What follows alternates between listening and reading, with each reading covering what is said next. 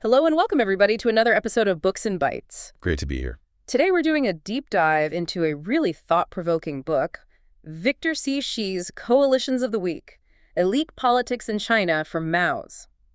It tackles, well, a fundamental question about how power works, doesn't it? It absolutely does. It really zeroes in on how leaders, particularly in these one-party autocratic systems like China, how they manage to get power, and then maybe more importantly, how they keep it. And the central idea, the core argument. The core argument is that they often do this, counterintuitively maybe, by strategically replacing powerful officials, the ones with lots of connections, lots of experience, with people who are politically weak.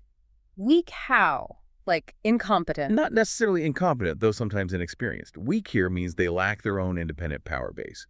Maybe they're politically tainted from the past, or they're just novices without strong elite networks, people who owe their position entirely to the leader. Okay, got it. So the book uses Mao's China as a key example, but suggests this might have implications for understanding Xi Jinping's era, too. Exactly.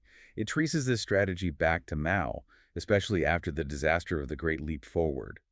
It looks at how he used it, how that shaped the generations of leaders after Mao, making them arguably weaker, and how those conditions, maybe ironically, created an opening for Xi Jinping's very rapid power consolidation later on. So it's a story about historical patterns, and the book uses data, historical documents. Yeah, it's quite rigorous. It argues there's this fundamental trade-off dictators often make. They choose personal security, protecting themselves from rivals within the elite over maybe stronger institutions or more effective governance. They surround themselves with loyal but less threatening figures. And that trade-off has consequences. Big consequences, both for how the system runs day to day and how it handles crises. All right, let's follow the book's argument then. It seems to move chronologically, so where should we start? Let's start where the book really kicks off this part of the narrative. Mao's situation right after the Great Leap Forward. We're talking roughly 1958 to 1962. The complete disaster, right? Famine, economic collapse. A catastrophe. And politically, it left Mao incredibly vulnerable. For really the first time, he and colleagues felt emboldened enough to criticize him quite directly. The book mentions Marshal Peng Dehuai. Right. At the Lushan Conference in 1959, Peng was blunt. He called out the, fake reports, the crazy targets, the lack of real collective decision-making. This wasn't just grumbling. This was a serious challenge from a very powerful figure. And that kind of criticism coming after such a huge failure, that's the trigger. That's presented as the catalyst, yeah. It showed Mao that his position wasn't unassailable. It pushed him, the book argues, towards a really radical high-risk gamble in how he managed the elite, the beginnings of this coalition of the weak strategy.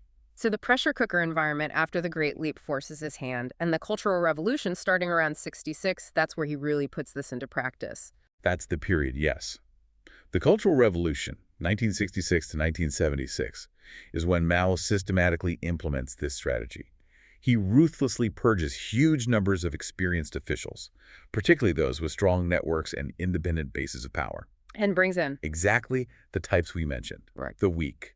Either officials with some kind of historical taint hanging over them, or complete newcomers, junior cadres, with basically no prior connections in the top leadership. The logic being, if the people around you are weak or compromised, they can't team up against you. Precisely. If they owe their entire career, maybe even their political survival, directly to you, and they don't have strong ties to each other, the risk of a rival coalition forming against you drops dramatically. It's about preventing organized opposition from ever taking root. Okay, strategically ruthless, but it makes a certain kind of sense from his perspective. So let's dig into the specifics. Who were these people making up Mao's coalition of the weak? The book breaks it down. One really fascinating group is these historically tainted officials, and it focuses particularly on veterans from the Fourth Front Army, the FFA. The Fourth Front Army, what was their taint?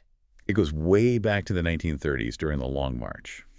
The leader of the FFA, a guy named Zhang Guotao, had a major political clash with Mao in the party center. It was a serious split. Because of this, the FFA and anyone associated with it got branded, officially, as counter-revolutionary splitists. Oof. In Communist Party history, that sounds like a fatal label. You'd think so. But here's the surprising, almost shocking finding in the book. During the Cultural Revolution purges, when you'd expect these guys to be the first against the wall, they were systematically protected, even promoted, while many veterans without that black mark were purged. Wait, really? How does the book show that? Through statistical analysis of personnel data. It finds that FFA veterans actually had a significantly lower probability of being purged during the Cultural Revolution compared to veterans from other armies with similar ranks and experience. Okay, that is counterintuitive. So why? Why save the splitists? This is the core insight, isn't it? Their historical guilt, their political vulnerability, was precisely what made them useful to Mao. They couldn't build independent power easily. They couldn't credibly challenge him because they were already damaged goods in the party's eyes. Their political survival was entirely dependent on Mao's continued patronage and protection. Ah, so their weakness, their taint, becomes the source of their loyalty to him. Exactly. Their vulnerability was leveraged. Can you give an example of one of these FFA veterans who was protected? Xu Shiyu is a really vivid one mentioned in the book.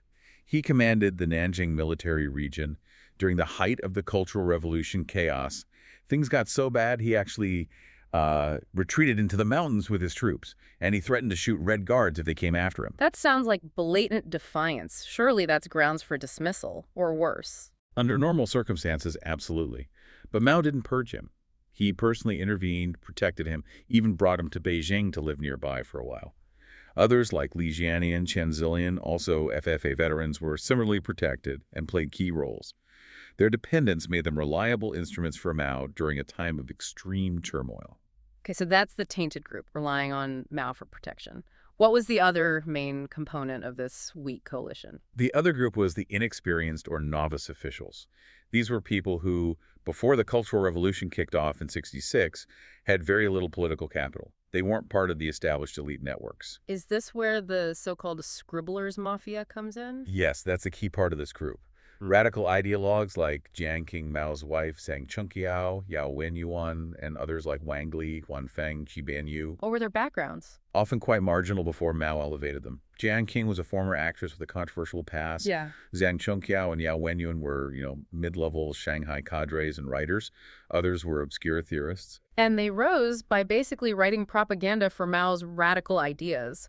Like that famous essay criticizing Harry dismissed from office that helped launch the Cultural Revolution. Exactly.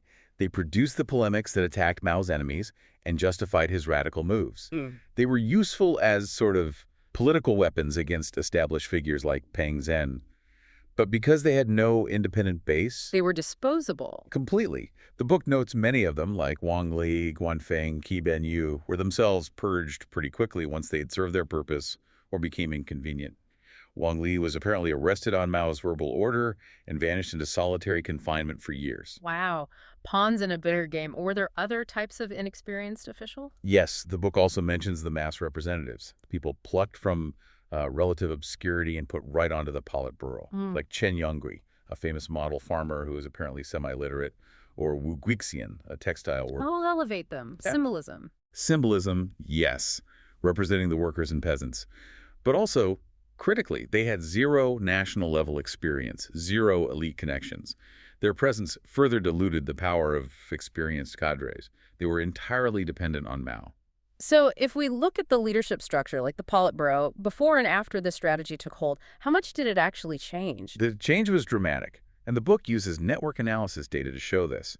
At the Eighth Party Congress in 1956, before the Cultural Revolution, only about 8% of the Politburo members could be classified as weak in this sense, either FFA veterans or having very few connections, defined as ties to less than 10% of the Central Committee. Okay, 8%. Yeah. And fast forward to the 10th Party Congress in 1973, after years of the Cultural Revolution. That figure jumps to 56%, over half the Politburo. 56%. Yeah.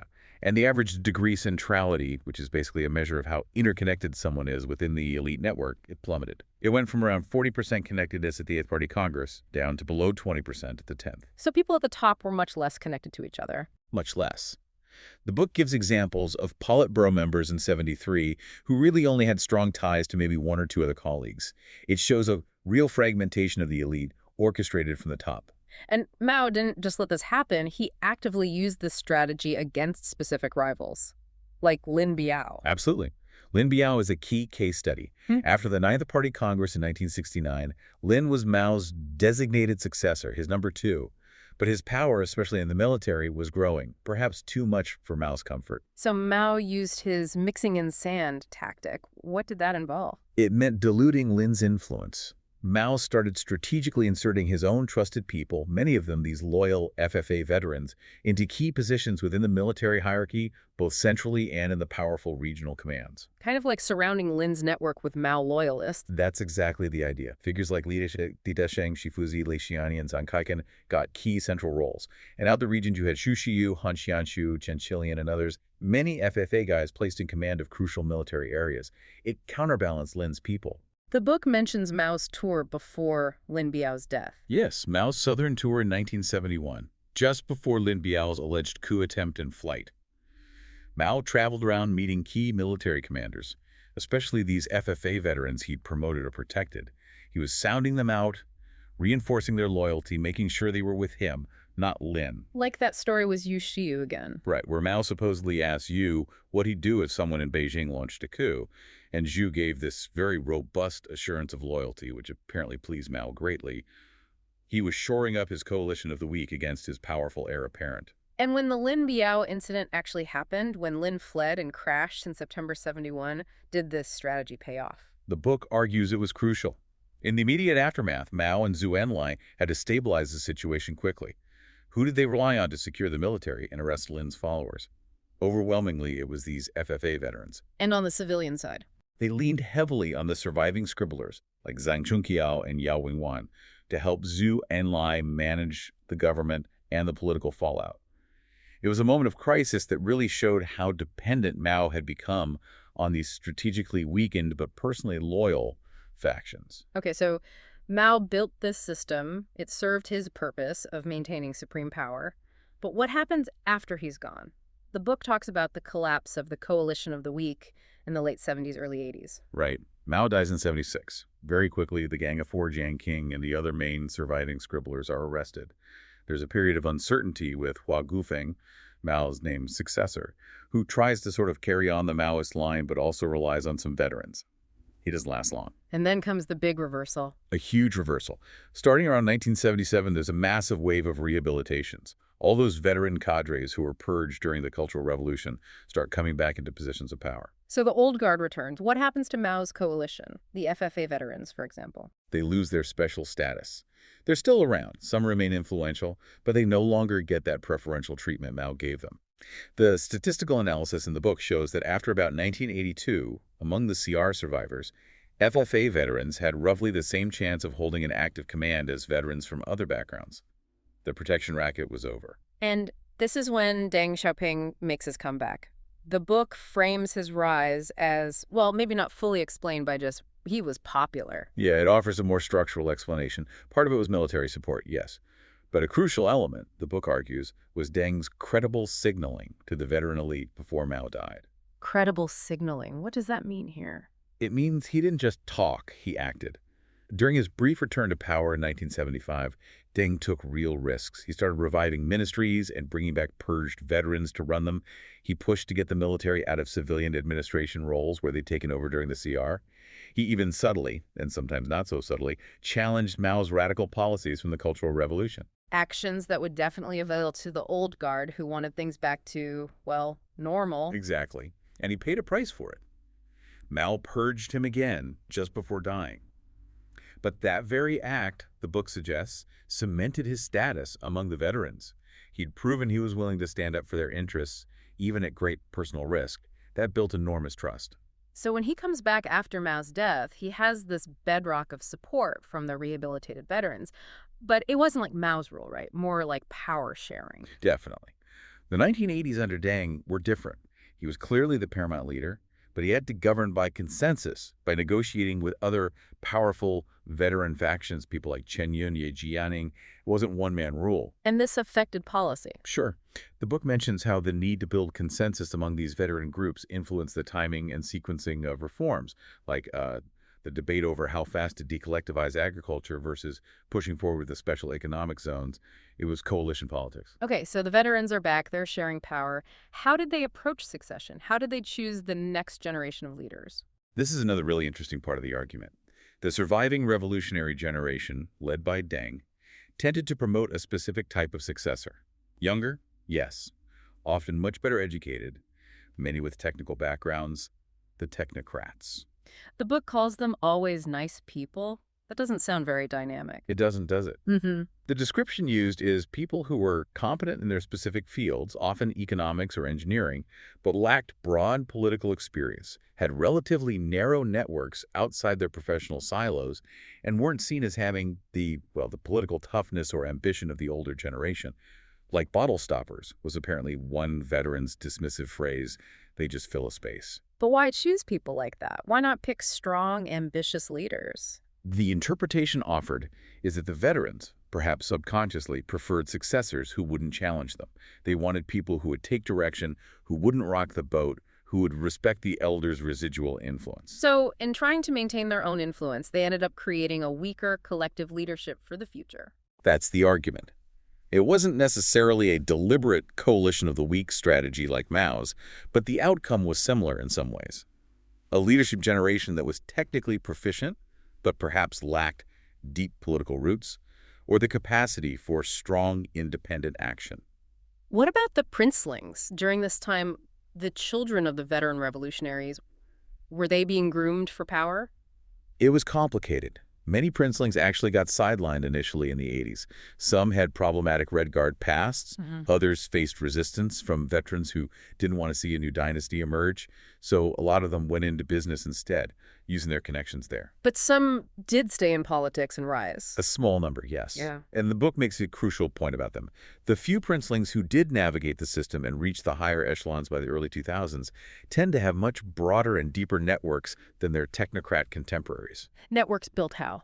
Through family legacy, through moving between different sectors, maybe military, party, state-owned enterprises, local government. The network analysis cited shows these princeling Politburo members having significantly more connections across different parts of the system. Early careers often involved stints as secretaries to powerful figures, which gave them immense exposure. Bo Xilai, Xi Jinping himself, are examples. Okay, so picture the scene in the 2000s. You have this collective leadership dominated by technocrats with relatively narrow networks, and in the background, a few princelings with much more extensive connections. This sets the stage for the dawn of the Xi Jinping era. The argument is that this long period of weak collective rule by the technocrats essentially created a power vacuum at the very top. The system was run competently in many ways, but lacked a truly dominant, politically savvy core. And Xi Jinping, being one of those few surviving princelings with the really extensive cross-cutting networks, was perfectly positioned to step into that vacuum after 2012. He could leverage his connections across the party, the military, the business world, in a way that his more narrowly focused colleagues couldn't. The book suggests he was, in a sense, the beneficiary of decades of dynamics that had weakened the overall elite structure. So the previous generation's choices, both Mao's deliberate strategy and the Deng-era veterans' preference for manageable successors, inadvertently created the conditions for Xi's rise to dominance. That's the historical irony highlighted, yes. And now that Xi has consolidated power, the book argues he's using his own version of the coalition of the weak strategy to maintain it. That's the contemporary analysis. The argument is that the incentives for a leader in his position shift back towards prioritizing personal security and control. And we see trends that look consistent with that strategy. Like what? What are the signs? Replacing officials who have strong independent networks with those who seem less connected, or whose connections run primarily through Xi himself, especially in sensitive posts, security, military, key economic roles. Can you give examples mentioned? Well, the book points to figures like Wang Qishan, a very powerful, well-connected Politburo Standing Committee member who stepped down. Liu Yuan, another princeling with deep military ties who was instrumental in the early military anti-corruption campaign, was moved into a less powerful role and then retired. Fu Zhenghua, former justice minister with a long security background, was purged and jailed. These are all individuals with potentially significant independent power bases being removed or sidelined. And the network analysis backs this up for the Xi era, too. It does. The book compares the Politburo and its standing committee from the 17th Party Congress, just before Xi took over, to the 19th Congress, after he had consolidated power. It finds that the average member, excluding Xi, actually had fewer unique elite ties at the 19th Congress. Fewer connections overall. Fewer unique connections, yes. And it highlights the promotion of figures like Deng Xiaoxian, Liu He, Kai Qi, powerful figures now, but whose elite networks seem to overlap significantly with Xi's own network. They appear more like trusted aides than independent power brokers. So it looks like a deliberate pattern of populating the top bodies with people whose loyalty is structurally reinforced by their dependence on Xi. That's the interpretation offered, yes. Yeah. It echoes that core logic we saw with Mao. Enhance personal security by surrounding yourself with individuals who lack the independent capacity to challenge you. Which brings us to the potential downsides. What are the risks if Xi continues down this path, according to the book's framework? Well, on the one hand, it obviously centralizes power enormously in Xi's hands, likely making the system more responsive to his direct will, maybe through all these leading groups and commissions he heads. But the downsides? The risks identified are significant. It could lead to what the book calls institutional devolution. Formal government bodies and procedures might get weaker or bypassed. There's a big risk of information distortion. How so? If officials feel their careers depend entirely on pleasing the top leader, they might be incentivized to hide bad news or filter information. And as a leader becomes overwhelmingly dominant and perhaps ages, different factions might try to manipulate the information reaching them to advance their own agendas. This makes rational policymaking harder. And could lead to policy mistakes or problems in a crisis. Potentially, yes. Increased policy volatility, difficulty getting accurate feedback, and maybe slower or less effective responses when facing complex, unexpected crises, because the institutional capacity and the independent initiative of key officials might be eroded.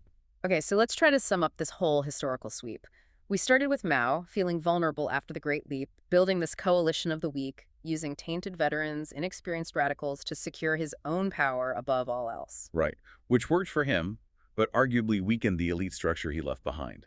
Then, in the post-Mao era, the veterans come back, but they promote these technocratic successors who are competent, but maybe not politically powerful or deeply networked, creating a kind of power vacuum over time. Exactly, setting the stage. For Xi Jinping, a princeling with unusually broad networks, to step into that vacuum and achieve dominance. And now, the argument goes, Xi himself is employing similar tactics, prioritizing loyalty and dependence in his appointments to maintain that dominance. That's the arc the book lays out. And throughout, it highlights this core tension, this trade-off. Between the leader's personal security from internal rivals and the potential cost to the overall strength, competence, and resilience of the governing system itself. Precisely. Gaining security by appointing the weak can lead to unique vulnerabilities for the regime in the longer run. It's a really powerful lens for looking at elite politics in China over decades. It definitely gives you a different way to think about the patterns you see. So a final thought then for you, our listener, to chew on. Thinking about this historical pattern, this tendency driven by the leader's security concerns to elevate figures who are less powerful or independently connected, how might that shape China's ability to navigate the massive challenges, both domestic and international, that it faces now and going forward? What does knowing this history, this dynamic, tell you when you try to make sense of events unfolding in China today? Definitely something to ponder. Indeed. Thanks for joining us for this deep dive into coalitions of the weak.